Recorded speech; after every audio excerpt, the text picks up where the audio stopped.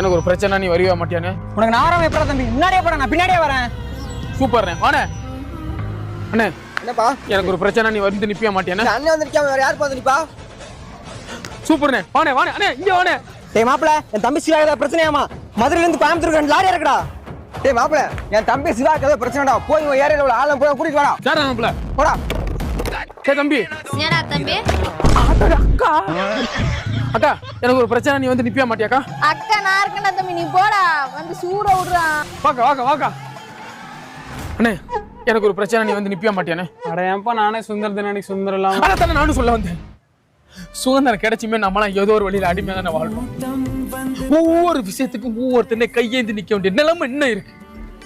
இன்னைக்கு எனக்கு வந்த பிரச்சனை 10 நிமிஷத்துல உன் பிள்ளைக்கு வரும். என்ன யோசிக்கிற? இதே பிரச்சனை உன் பிள்ளைக்கு வந்தான்னு இப்படிதான் யோசிச்சுட்டு உட்காந்துருப்பியானே? சொல்லுண்ணே, இப்படிதான் யோசிச்சுட்டு உட்காந்துருப்பியா?